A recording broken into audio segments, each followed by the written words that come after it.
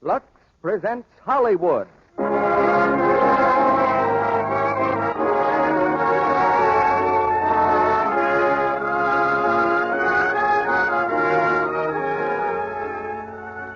The Lux Radio Theatre brings you Ida Lupino, Brian Aherne, and Conrad Veidt in A Woman's Face. Ladies and gentlemen, your producer, Mr. Cecil B. DeMille.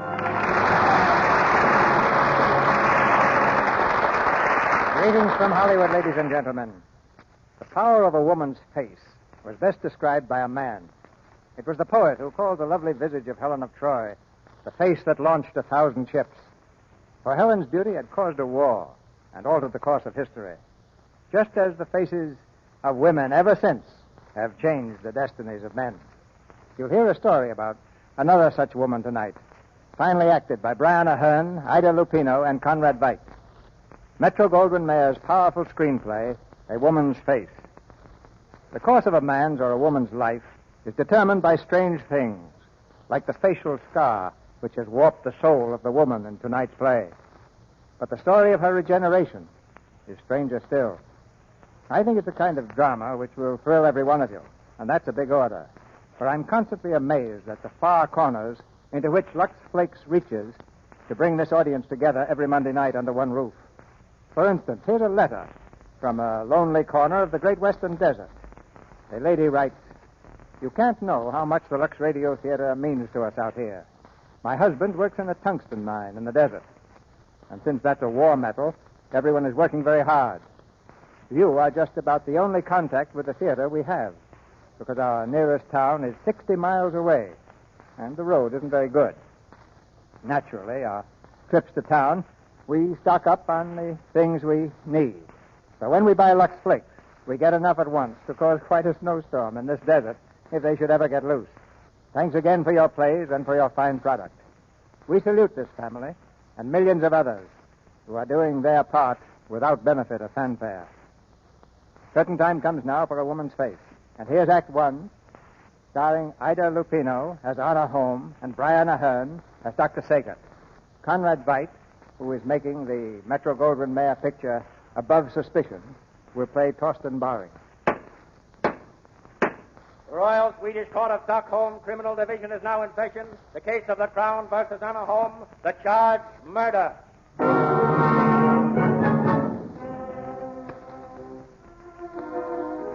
Anna Holm, alias Ingrid Paulson, is on trial for her life. With a prison matron at her side, she stands before the judge. She's dressed in deep black, her face hidden by a heavy veil. A man has been killed. And here once again is enacted the ancient ritual of trial by jury. Here once again the state will demand the ancient forfeit. An eye for an eye, a life for a life.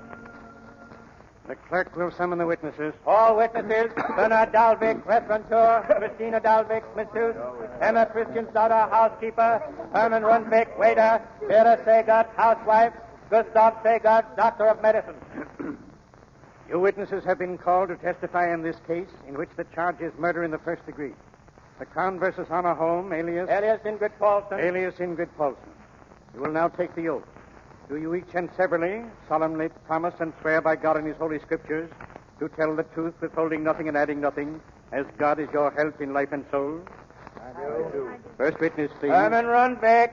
The other witnesses will retire until they are called. Your name? Herman Rundvik, Your Honor. You're acquainted with the prisoner?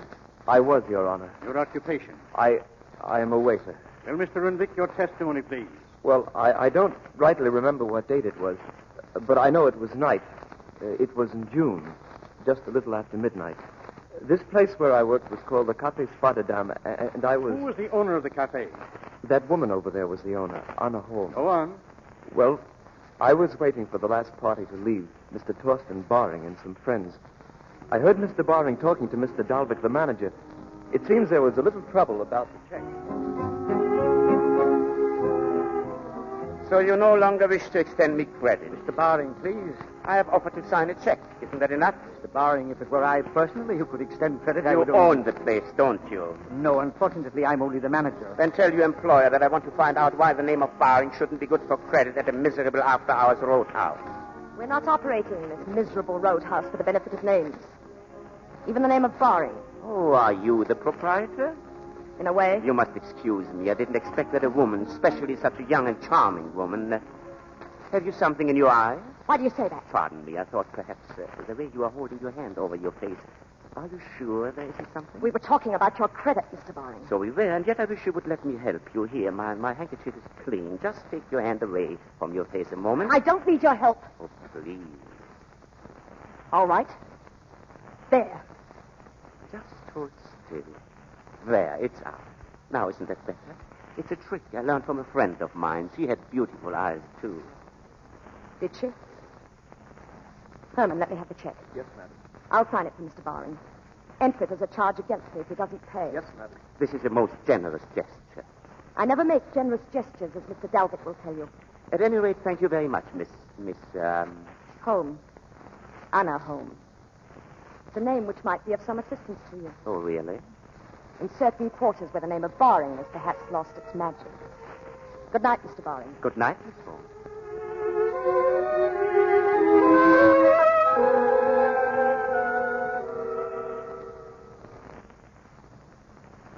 Is that all you can testify as to the defendant's behavior that night? That is all, Your Honor. She signed the check for Mr. Barring, and he left. In your own opinion, why did Anna Holm make this gesture? It was very obvious to us, Your Honor. For the first time in her life, a man had looked at her uncovered face without a shudder. He pretended not even to notice it. Explain that, please. Just what was wrong with Anna Holm's face? It was on the left side, Your Honor, from the outer edge of the eye to the upper lip. A long, red, jagged scar.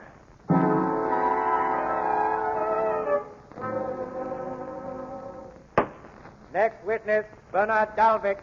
Mr. Dalvik, you were the manager of the cafe owned by Anna Holm. That is so, Your Honor. You were friendly with the defendant? We all were, Your Honor. Whom do you mean by all? The employees of the cafe? Yes, Your Honor. Your Honor, the prosecutor for the Crown can very easily explain that. Well? The Crown will prove, Your Honor, that the cafe was really just a blind for their activities. Bernard Dalvik, Christina Dalvik, Anna Holm, and the waiter Rundvik were engaged as a unit in the very profitable occupation of blackmail. The Crown will have the opportunity of proving that later. Mr. Dalvik, what was the relationship of the prisoner and the man Torsten Barring? Well, sir, we might refer to the relationship as romantic. Anna had never known love before. She became almost gay. She bought new clothes. One afternoon, shortly after, she came to our office in the city. She'd been outside. Good afternoon, Anna. We've been waiting for you. I've been shopping. Oh, my dear, we're becoming head. Beautiful, Anna. A whiff of spring. I know you dear, sweet people are lying.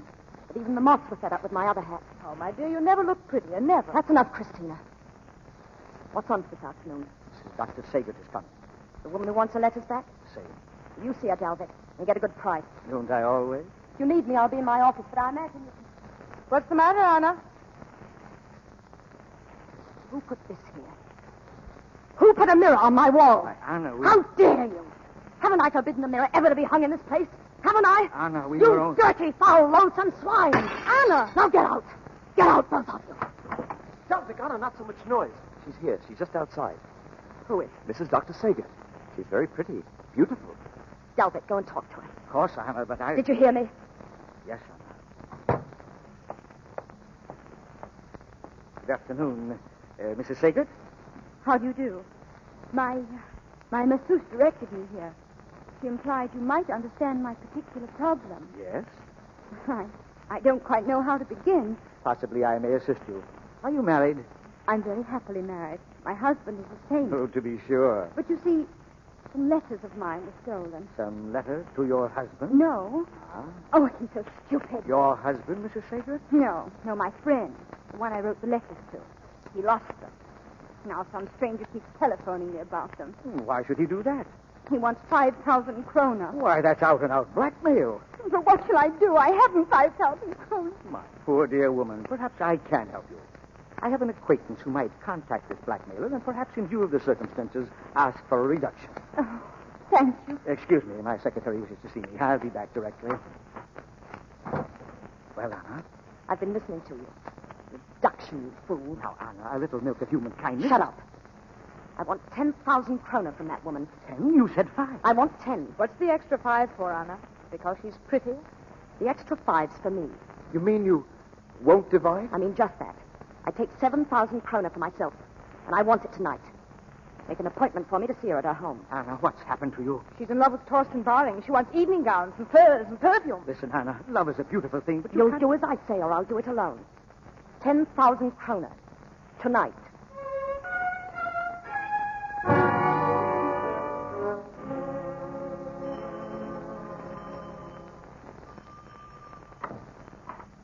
Yes? What is it? I have an appointment with you, Mrs. Sager. Come in, please.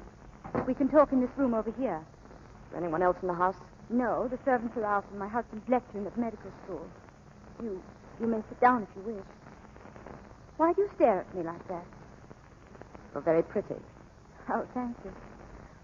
I believe that you have something to sell me. Yes, I have something to sell you. I hope I can afford it. Oh, I'm sure you can. The price is 10,000 kroner. 10,000, but you can't. This afternoon he said 5. This afternoon he was mistaken. You have jewelry worth much more. You wouldn't take my jewelry. It's from my husband, and I love him more than anything in the world. That isn't the way you described him in these letters to Eric. Give me those letters. Get back. Give them to me. Do I have to shoot you to make you understand? Sit down. Such silly letters. Such childish writing. Such cheapness. You call these love letters? You ever read any real love letters? George Sand, Keats, Browning? Do you know anything about love in that miserable soul of yours that dribbles itself into these letters? Can you imagine loving a man so greatly, so completely, that you'd give everything you have just to be near him? Just to have him near you? Well, that's love as I know it. As you know it. You love it. You love it. Shut up! I'll take that necklace. Now give me the rest of your jewels. And don't try any tricks. Still one more letter in the safe. Hurry. Very well. Listen. Vera. It's Gustav. Your husband? Oh, Vera, I'm back. Go into the library. There's a window facing the street. Please. I'll come again tomorrow. Quickly, please. Vera, are you home? Yes, dear, I'm here. Oh, well, I wasn't as late as I expected to be, was I? No. I'm glad you're home, Gustav. Oh, what's the matter? You look pale. What was that? I don't know. It came from the library. I'll take a look. No, Gustav. Ah, what have we got here? A visitor, eh? Now, don't move, please. I can't. Gustav, what is it? It's a visitor. Evidently trying to get out of the window. Unfortunately, the table was in the way. Vera, turn on the lamp. Oh, she's been hurt. She must have fallen. Hey, what's that in her hand? Isn't that your necklace, Vera? Yes, yes, it is. I'll take that, please. You found it on the street, I suppose. Came in the window to return it. Stand up. I can't. Oh, you can't, eh? Well, perhaps the police will help you. Call them, Vera. Oh. What is it? My ankle. No, we'll take care of it. Vera, I asked you to call the police. Yes. Yes, why don't you? Gustav, darling. Darling, would you laugh at me if... Oh, she seems so miserable, and we're so happy together, you and I. Couldn't we let her go? Oh, really, Vera? You get quite sentimental at times. Maybe it's because next week is our anniversary. Oh, splendid. Shall I give her the necklace, too? Oh, well, let's fix up the ankle first. I'll get the bandages, darling. Oh, and bring some tape. If I do let her go, you can thank her. Bless her dear sweetheart. Now, try to get up. Yep. There we are. Now, just sit down there for a minute. We'll need a little light. That's better. Now, then, if you'll place your foot... Hello. What's the matter with your face? Stop looking at me. Take your hand away. Mind your business. Take it away. Aha. When did this happen? I said mind your business. My dear young woman, this is my business. Be ashamed to send a scar like that to jail. Wouldn't matter. I've served 22 years already. No. Where? Wherever I am. 22 years, eh? You must have been just a child then when it happened. A rather beautiful child, I should imagine. Isn't it a pity? Now the little girl is just a thief. Yes, it is a pity. And do you want to know something? You're not as tough as you seem to be. No, of course not, Dr. Saget. Shall we talk about love and poetry? The bandages, Gustav? Oh, thank you. Get my book for me, will you, Vera? That is over there on the desk. Yes, Gustav. Well, Vera, This young lady is interested in love. As who isn't? Now, look. Here's a man you ought to meet. Splendid chap. Now, take a good look at that picture and notice particularly that most of the skin is torn from his face. Not very pretty, is it? Now, we'll turn the page, and that's the same man. Although you wouldn't know it unless I told you. See, there's not a mark, not a blemish. I did that job in the hospital last March. Here, this girl. She's my particular pride and joy. She had a horrible scar on her face. Almost as bad as yours. I've had enough of this. Either let me go or call the police. No, not just yet, please. Vera, look at her face. Gustav. Look at it. You know, Vera, there's one man in Europe could fix that. No, Gustav. Oh, not you. Nothing like having your wife's complete confidence. You couldn't. You couldn't fix this. Well, I bow to the superior judgment of you two experts. Don't joke. I don't. Won't be any joke for you neither. I warn you now, it'll mean pain, agony, weeks, months of it, and perhaps a failure. Perhaps leaving you worse off. Worse off? Than what? You know, I might. I just might. So that someone could look at me. So that I could look back and see in his eyes something besides horror. Gustav, listen to me, please. Please, Gustav, you mustn't do it. You mustn't.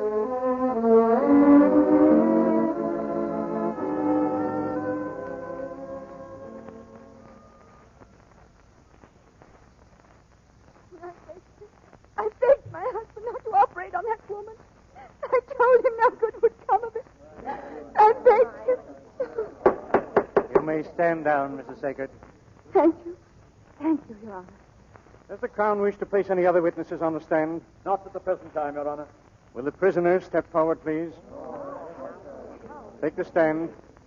Your name is Anna Holm? Yes. Do you, Anna Holm, solemnly promise and swear by God and His Holy Scriptures to tell the truth, withholding nothing and adding nothing, as God is your help in life and soul? I swear. In your examination before the police, you were unusually frank. I trust you will speak with similar honesty here. Tell your story, if you please. I was born in the North. We were very poor. My father was a brilliant man, but he drank constantly. One night when I was 5, he was too drunk to know he'd set fire to the carpet in my room. When he came to, he saved me, but not himself. 22 years after that, I cursed him for saving me. No one could look at me without loathing.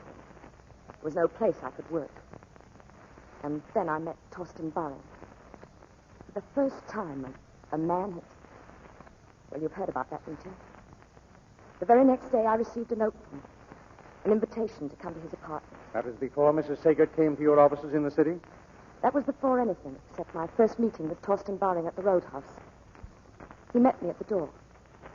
He raised my hand to his lips and kissed it. Come in, my dear. Come and sit down. No one saw me come here. That's a pity. It would have added to my reputation. Reputation is what, Mr. Barring? As a most fortunate man, please your coat.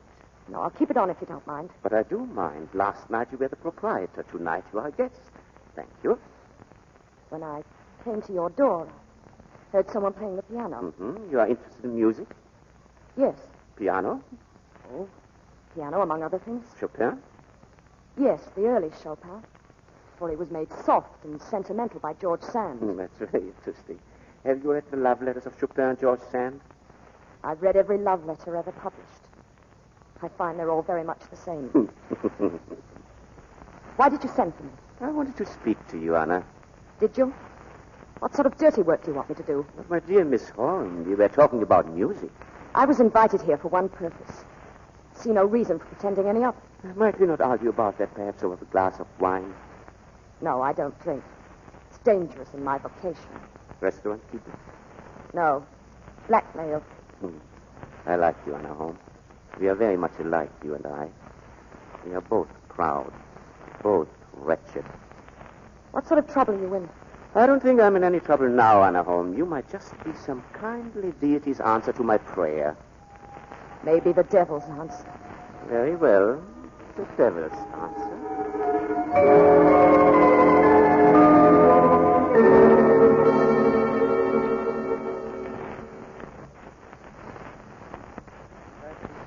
beginning of your friendship with Thorsten Waring? Yes. Your Honor, I protest in attaching the sacred name of friendship to this relationship. You were madly, insanely infatuated with this man, weren't you? I loved him. Love. He owned you, body and soul. No. Tell me this. You submitted to an operation on your face, didn't you? Yes. Because of him, wasn't it? Yes. So that you could better assist him in your criminal pursuits. No. No, that wasn't the reason. What was the reason? Well, I wanted... Your Honor, please. Oh. You wanted to look like other women, didn't you? Yes. And you wanted to be like other women. Not warped and twisted and bitter. Yes. There's no proof of that. Did Thorsten Waring take you to the hospital? No, I went alone. Did Thorsten Waring know you were at the hospital? I was alone. Nobody knew. Anna Holm, tell the court, please, how many operations did you submit to? Answer, please. How many operations did you submit to in the hope that the scar which you bore from childhood might be erased? There were 12 operations. One every month. For a year.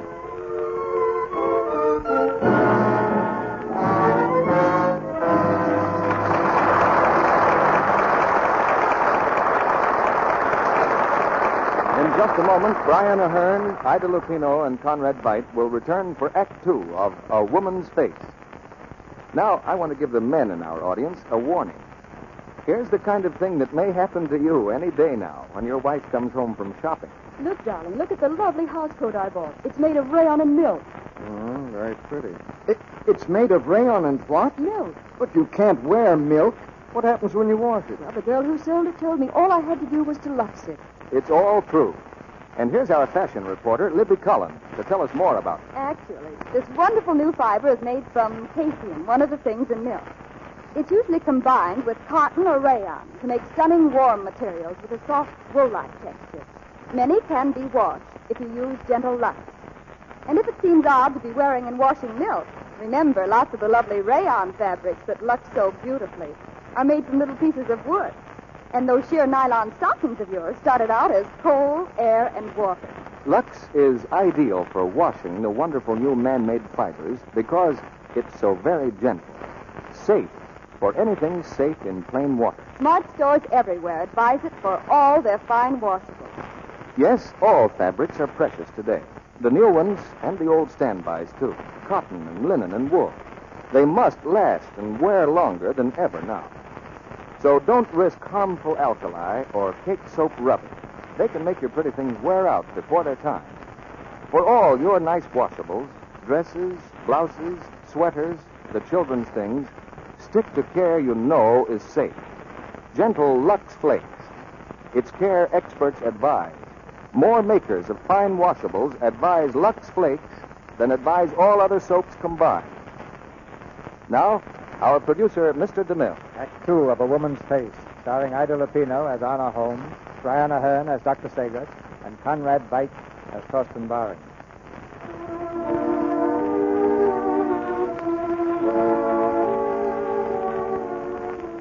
Anna Holm, alias Ingrid Paulson, continues her story. On the witness stand, her face still heavily veiled, she tells the court of the pain and suffering she endured. 12 operations in 12 months, hoping to be rid of the jagged scar which has tortured her soul since childhood. Since I entered the hospital, I'd never seen my face in the mirror. There were always bandages across my cheek and my eyes. And then one day, I knew the time had come. The day that was to mean failure or success. The day the bandages were to be removed. For the last time. Good morning, Holmes. Good morning. Well, how do you feel? It is today, isn't it? Yes. Nurse, stand by, will you? I'm going to remove the dressing. Yes, Doctor. Wait. If it isn't a success, I want you to know that I... Don't spoil it. Don't spoil that.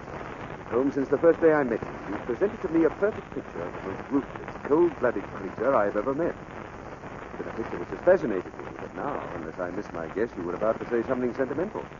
Something about gratitude and so forth. Well, don't. All right. Now, as I was about to say, I unveil my Galatea.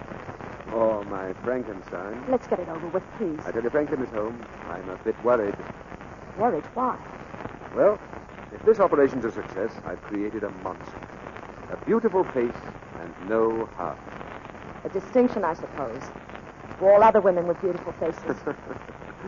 Well, we'll remove the bandages now. Don't move.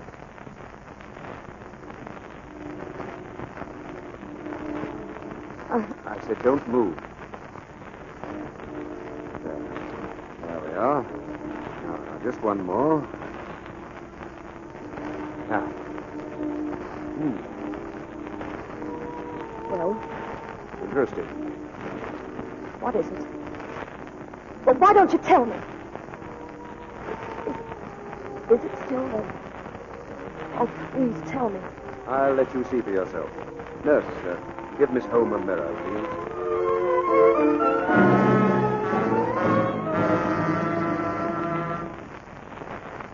The nurse handed me a mirror. And for the first time in a year, I looked at my face. Miss Holm, will you remove your hat, please? And the veil? Yes, Your Honor. Now face the court, please.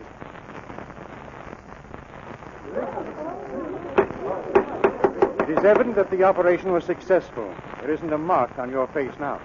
No, Your Honor. Miss Holmes, will you tell the court exactly how you felt when you realized the scar was gone? Well, I felt... It's hard to say. It was like being reborn, wasn't it? Yes, that's it. I left the hospital a new person. A new person? Not quite, Miss Holmes. If the prosecution will give me The time. prosecution wants to know if it isn't true that Miss Holm, upon leaving the hospital, went at once to see Torsten Baring. Yes, I did. Yes. Go on, please. I went to his apartment. I hadn't called or written to him for a year. Oh, you, not really, after this long silence. Well, I've been in Switzerland. Am I welcome? Brought these flowers for you. Even without the flowers, you would be welcome. Sit down, my dear. You know, you were the first person to ever bring me flowers. Now we are even. The account is closed. Is that what you'd wish? I wouldn't blame you. Well, I hadn't expected that my partner would be quite such a silent one, but there must have been some very good reason for your not writing. Yes. As a matter of fact, there was. Will you take my hat, please? Mm-hmm. It seemed a little unfair to... Well, what's the matter? Did you look at me like that? I just... Here, please. Turn this way. Let me see you. Yes, your eyes are even more beautiful than they were before. I'm very happy, my dear. I can't tell you. Here, sit down, please. This calls for music. When I'm very happy or very sad, I must have music. Tell me, why didn't you write from Switzerland? The operation hadn't been a success. I was going to disappear anyway. What's that you're playing? Oh, an old weaving song. I heard it first up at my dear uncle's estate at Fossa. It's nice. So is my dear uncle. Is he very rich? Oh, very, and quite old. I see. Who gets it when he dies? Oh, there, my dear, you present an extremely interesting problem. My uncle has a grandson, aged 5, a charming little brat, rather frail. If that child lives, he inherits everything. And if he doesn't live? If he doesn't live... My dear girl, whatever are you thinking of? I only ask. What if the child doesn't live? Well, then I would inherit it, of course. Here, let me show you some pictures of the estate. This is the house, and these are the waterfalls nearby. Very high, very swift, very dangerous. And there's a little passenger car that travels across the falls on a cable. The little boy is very fond of riding in the car. If his governess should ever be careless, let go of his hand, it would be too bad. By the way, I had a letter from my uncle inviting me up there. He also asked me to recommend a new governess for the boy. You don't know anybody, do you, Anna? No. Are you sure? It would pay very well and make me very happy. No. Yes, partner. You would make a beautiful governess.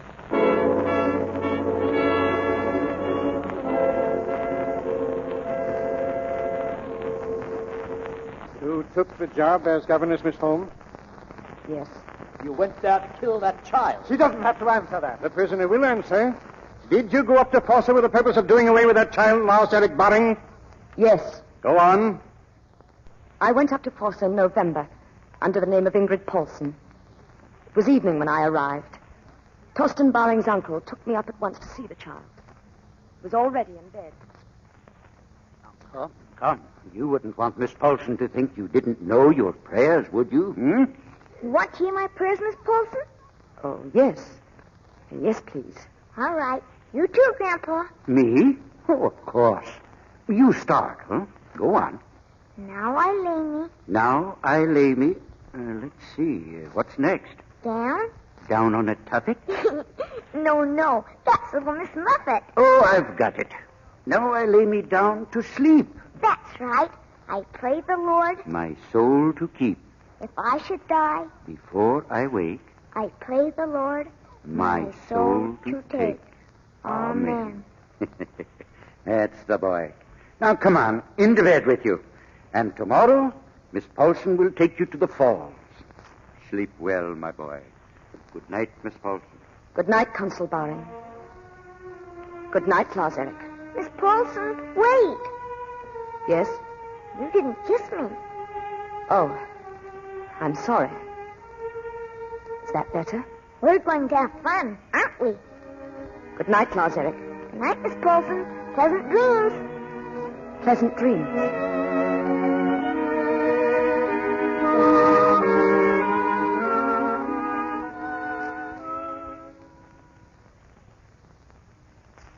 We didn't go to the falls the next day, nor the day after that. The child had grown very fond of me, and I... And you had grown very fond of him also. Is that what you mean? Yes. Go on, please, Miss Holm. I think the court would like to hear how your subsequent actions bore this out. They were very kind to me at Fossa, the child and the old man. On the night of the consul's birthday party, I was invited as a guest. Torsten Baring had arrived, and we danced together all evening. Then later, the consul brought another guest to meet me. Here he is, a modern miracle. Dr. Gustav Saget, away from his office. Dr. Saget. Good evening, Miss Paulsen. Good evening, Doctor. And my nephew, Torsten Baring, Dr. Saget. How do you do, Dr. Saget? I think I've had the honor of meeting your wife. Is she with you? No, my wife is traveling. I've just been admiring your dance, Miss Paulsen. You'd think she'd been born right in this district, wouldn't you? Indeed, yes. But Consul Baring tells me that you've been in Switzerland for the past year. Oh, Geneva mostly. Do you know Switzerland? No. I've never been there, unfortunately. Consul Baring, Yes, Emma? if you can interest yourself in the other guests. They're almost ready for the Grand March. Yes, I'll be right there. You must help me, Torsten. Yes, certainly. Thank you for the dance, Miss Paulsen. I leave you in good hands, Doctor. Come in the other room. I want to speak to you. Well, Well, what? Well, my cold-blooded, ruthless little Galatea. I can't tell you how relieved I am. Here, come over here in the light. I want to see your face. Ah, good. Very good. So that's why you're so relieved. No, only partly. You had me worried. Imagine looking fearfully in the papers each morning to read of some outrageous crime committed by my beautiful Frankenstein. And now I find... You find what? Well, perhaps you could tell me. No. You're the expert. Turn on your lights. Unfortunately for humanity, the light hasn't been invented yet that could look into that interesting heart of yours. But perhaps I could issue a preliminary encouraging bulletin. Encouraging? Yes, tentatively. Let's say that the patient has had the intelligence to find a place where her past life can't tempt her, and the courage to go where her new name might really mean a new life.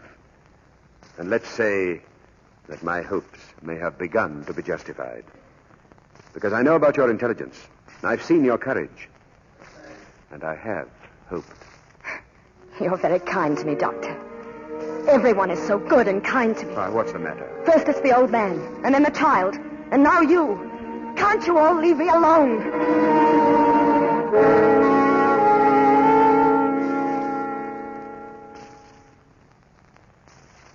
The next day, the child was burned. It wasn't my fault. I was treating him under the ultraviolet ray, and I left the light on too long. I called Dr. Saget at once. How long has he been under this lamp? 4 minutes over. It's hot, Miss Paulson. My face is hot. Is this his first treatment? No, third. What happened to you? Well, Doctor... It was my fault, Doctor. I called Miss Paulson out of the room. It's unfortunate that she went, Mr. Baring. Well, the boy isn't in any pain. Is it bad, Doctor? No, it isn't serious. First-degree burns. But another 4 or 5 minutes. Who directed you to give the boy these ultraviolet treatments? The local doctor. It's for his sinus. I see. Get me some oil, please. Yes, Doctor. I have it right here. Shall I put it on? Yes. Then can I go skiing this afternoon, Doctor? Well, I don't see why not. Oh, thank you. And please don't be cross with Miss Paulson. She didn't mean to. No. I'm quite sure she didn't. I'll look at him again tonight. Thank you. This probably explains why doctors are always such welcome guests. Yes, possibly. Keep him well covered if he goes out. There now. Get your clothes on, Lazarek. Come, dear. I've got first-degree burns. The doctor said so. Yes. Hurry and get dressed before you catch cold. All right. I'll hurry, Miss Paulson. Why do you laugh? Your solicitude for the boy's health is most admirable. He might have been scarred for life. For life, did you say? I don't quite understand.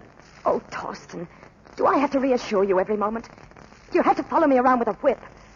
For heaven's sake, Torsten, give me time. I cannot give you any more time. I have none to waste before tomorrow night. Before tomorrow night? Why? Because that's the way I want it.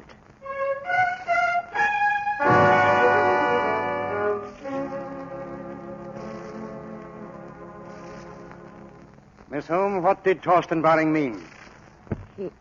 He wanted me to. He wanted you to kill the child. He gave you until the next evening to do it, and you agreed. Yes, but I tried to argue with him. I couldn't. Why not? Well, I thought I was in love with him. But it wasn't love, I realize now. But it was the only thing I'd ever known. The witness will stand down. Stand down, please. Clerk. Yes, Your Honor. Call Dr. Gustav Sagat.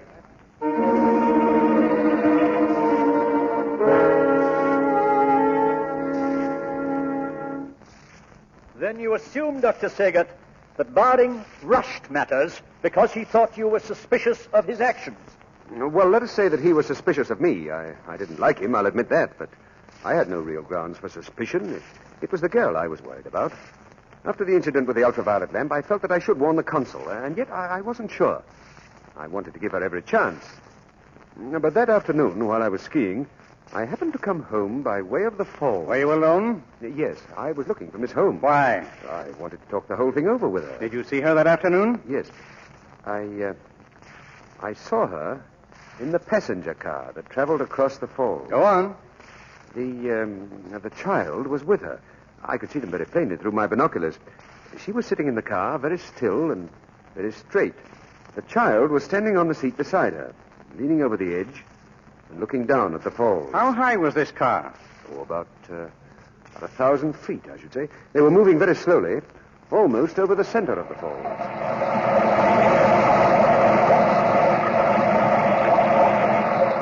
Look, Miss Paulson, I don't even have to hold on. I wouldn't fall, would I, Miss Paulson? The other governess I had never let me stand up on the seat like this. She always made me hold her hand. But I'm not afraid. Are you afraid, Miss Paulson? Look, Miss Paulson, I can lean way over the side, see? See, Miss Paulson? Look at me, look! No, give me your hand. Miss Paulson! Give me your hand, do you hear? Give me your hand. Now hold on to me. Hold on tight, Lazarek. Hold on tight.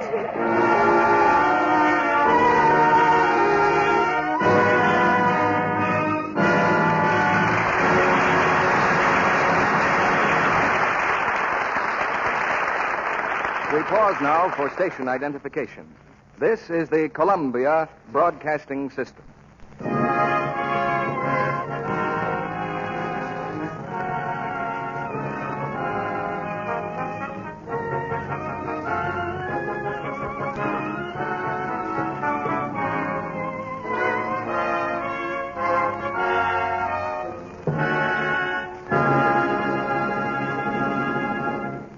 We'll hear Act 3 of A Woman's Face, starring Brian Aherne, Ida Lupino, and Conrad Veidt, after a brief intermission. Now, let's pretend we can see around a couple of corners and through the walls of Patty's house. Hello? Oh, Aunt Helen. I'll call Mother. What did you say? Oh, I'm sorry I sounded like that, only Well, Bob is home on leave, and I was hoping I'd hear from him tonight. It's hard to wait and hope for a call that doesn't come. And it's even harder to realize that maybe you're the one to blame. You see, dates and romance come to girls who have charm. And one of the most important parts of charm is daintiness. Unless you're sure that everything you wear is always fresh, you can't be sure of daintiness. So don't take chances. Lux underthings after every wearing. Dresses, blouses, and sweaters often. If some good friend would only give Patty a hint, chances are that when her phone rang... Hello? Oh, Jack.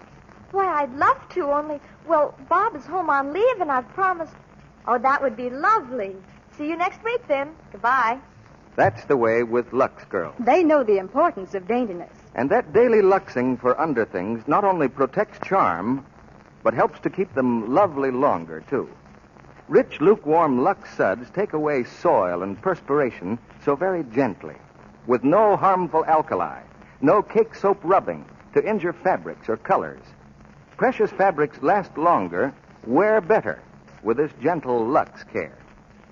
Now, Mr. DeMille returns to the microphone. After the final curtain falls on tonight's play, Brian Aherne has an interesting story to tell about flying. Don't miss it.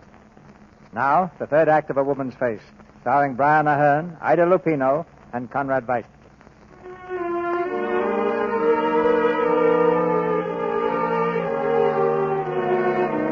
Dr. Gustav Sagert is still on the witness stand. In a quiet voice, he gives his testimony. The testimony which will decide whether Anna Holm shall live or die.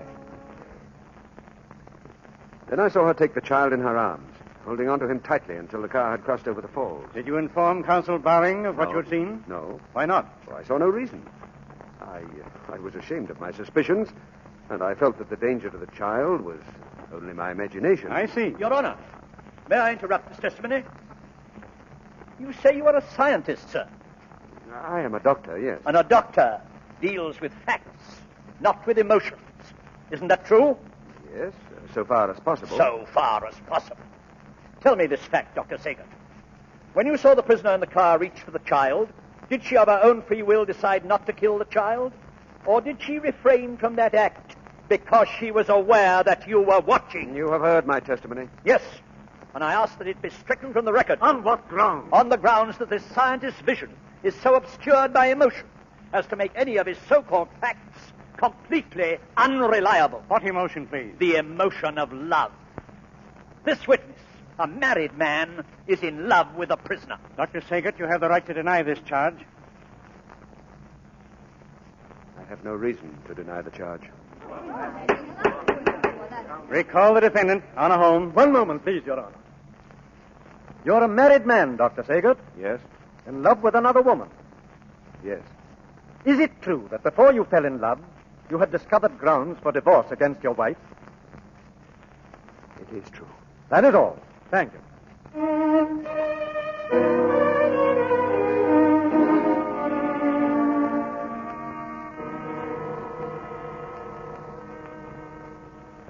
Now, Miss Holm, will you tell the court what happened after the episode in the car? I returned to the house. All that evening, I avoided Torsten Baring. But he was watching, waiting for a chance to speak to me alone. The next evening, we were all to ride in sleighs to a nearby tavern for dinner. I'd just finished dressing when Torsten Baring came to my room. He was angry. Disappoint me, Anna. I thought you were something different, something strong, rare, something above a stupid, ugly, commonplace world. Oh, Torsten, I'm a woman. You fool, you coward. Do you want to sink back into the mob, into a dull, safe mediocrity? Is that what you want, safety? Is that what happens when the scar is healed? That one gets fat and forgets? Yes, Anna, you are a woman, but you are something more.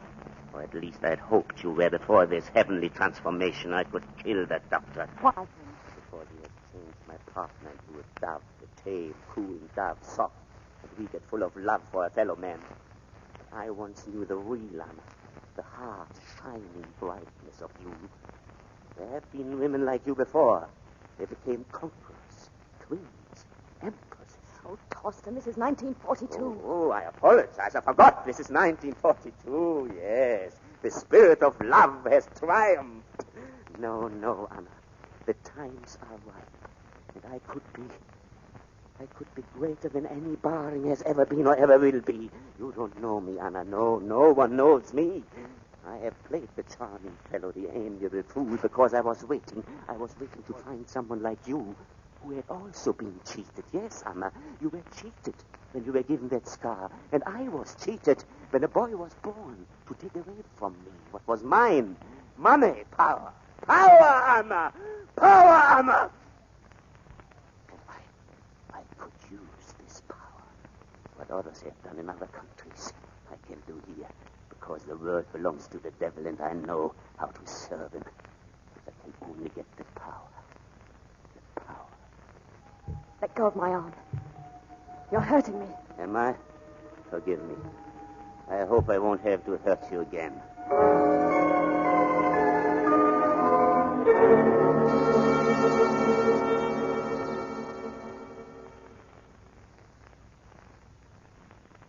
I knew then that Torsten Baring was mad. Insane. He left the room laughing, his eyes wild and fearsome. When I thought his sleigh had gone, I went downstairs. But I took a gun with me. I was to ride in the sleigh with Lars Erik, and I was afraid. Hurry, Infant. We're ready to leave. Where's Lars Erik? Lars Erik! Has the first sleigh gone yet? Lars Erik!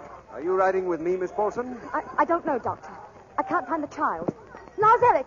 Lars Erik, where are you? There's no use calling him. He's already gone. Gone? Can't. He was supposed to... He's gone, just the same. He left in the first sleigh with Mr. Baring. Oh, no. What's the matter? Dr. Sager, we've got to find them. Follow him.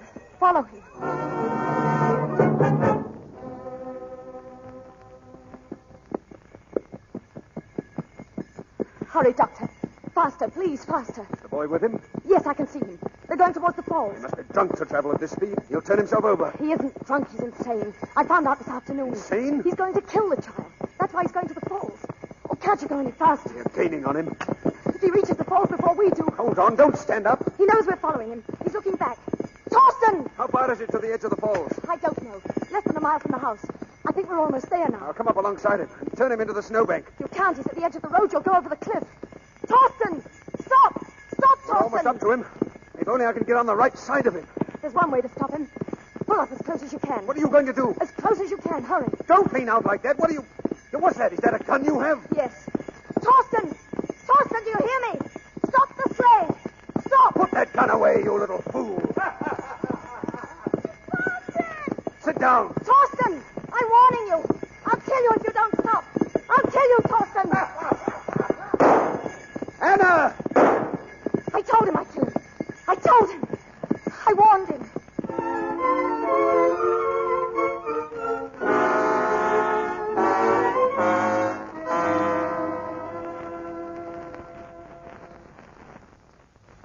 When I shot the second time, Torsten Baring fell out of the sleigh and into the gorge. The sleigh came to a stop near the edge of the falls, and the child was safe. I knew what I was doing. I knew there was a chance that both of them would be killed. But I fired the shots. It was the only thing I could do. Are there any more witnesses? No more witnesses, Your Honor. You may stand down, Miss Holm. The court decrees that the case of the Crown against Anna Holm is suspended for consultation.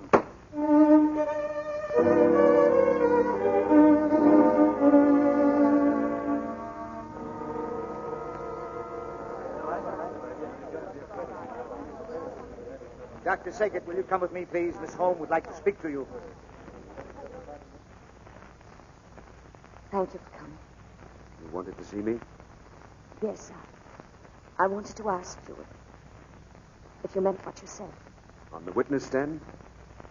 I must have meant it. I was under oath, as God is my help in life and soul. As God is your hope. You'll need it. Will I? Where's your mind, Doctor?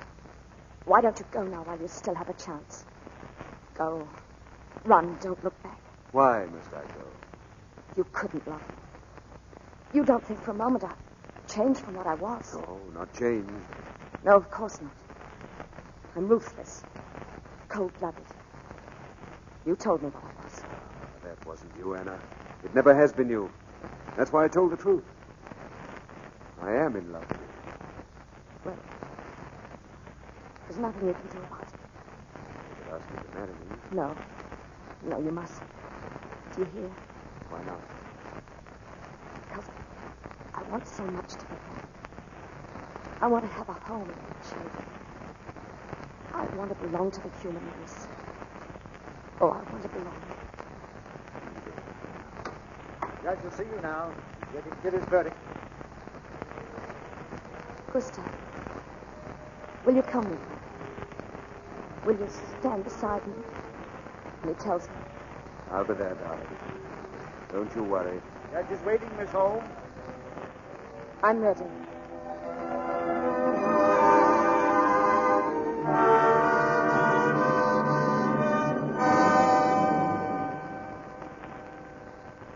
And in the case of Anna Holm versus the Crown, the defendant charged with murder in the first degree is hereby adjudged not guilty.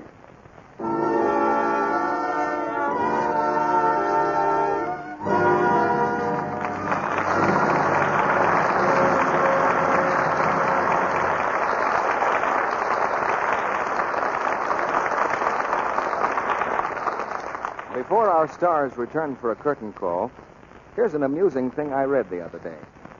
A book published way back in the gay 90s gave this advice to the ladies. If your hands are red, soak your feet in a basin of hot water.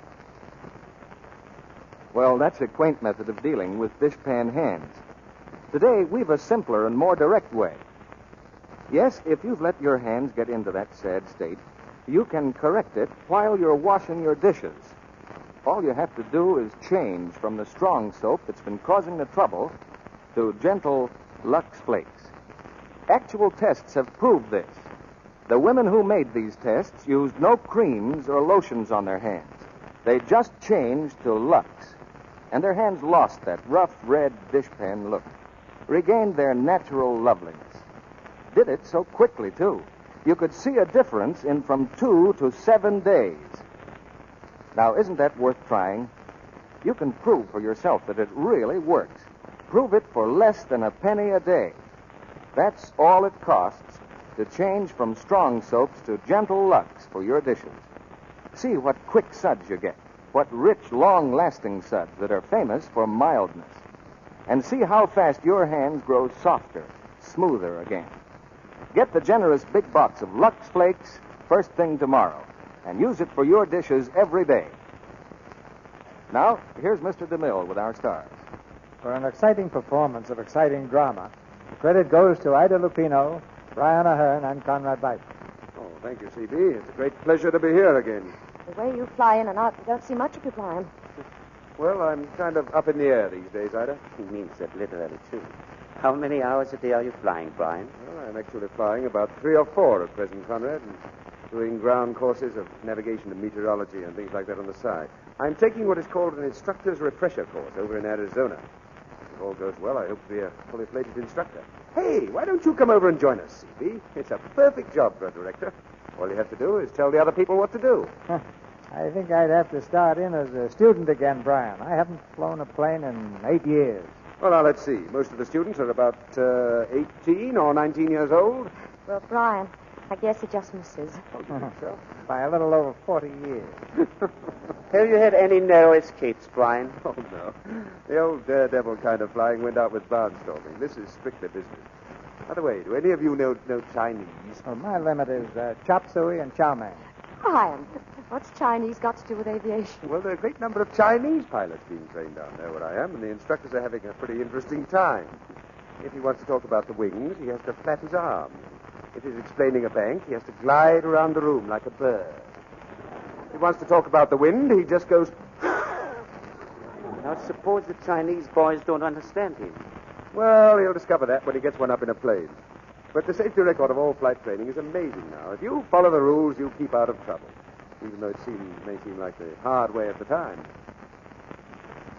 By the way, Ida, what are you doing these days? The hard way. Only in my case, it's the name of a picture of Warner Brothers. Well, have you picked a play for next week, Mr. DeMille? Yes, it's a story about motion pictures, Ida. The Paramount hit Sullivan's Travels. And our stars will be George Brent and Veronica Lake. George plays a picture director who decides to become a hobo to get a new slant on life. He gets more than he bargained for when he's joined by a girl, played by Veronica Lake, who turns the hobo trip into a melodramatic adventure. That was a very interesting picture, C.P. I'm looking forward to hearing it on the air. Good night. Good night. Good night. C.B., and thank you. Good night. A woman's face is our fortune tonight. Ladies and gentlemen, my business is motion pictures and radio. I'm not an economist. But it's a plain fact that this country is on a spending spree. There are fewer goods to buy, and more people have the money to buy them. They're bidding against each other in one gigantic, terrible auction. It's as simple as apple pie that if we don't put every possible dollar into war bonds and stamps, we're in for uncontrolled inflation. Take a look at your budget, as I'm doing myself, and see how many more bonds and stamps you can buy by cutting out luxuries. And for every $3 you put in a war bond, you'll get $4 back in 10 years. That's good business, and it's also good patriotism.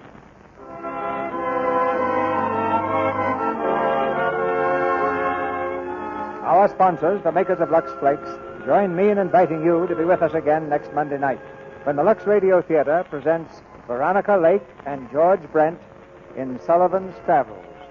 This is Cecil B. DeMille saying good night to you from Hollywood. Brian Ahern's latest picture is the Columbia production, A Night to Remember. Heard in tonight's play were Norman Field as judge, Lillian Bond as Vera Sagert, Bobby Larson as Lars Eric, Griff Barnett as Baring, Aubrey Mather as prosecutor, Vernon Steele as defense attorney, and Leo Cleary, Charles Seal, Jeff Corey, Jane Morgan, and Josephine Gilbert. Our music was directed by Louis Silvers. And this is your announcer, John M. Kennedy, reminding you to tune in next Monday night to hear Veronica Lake and George Brent in Sullivan's Travels. When you buy vitamins, two of the world's greatest vitamin authorities back your choice of Vims, the new vitamin mineral tablets. Vims meet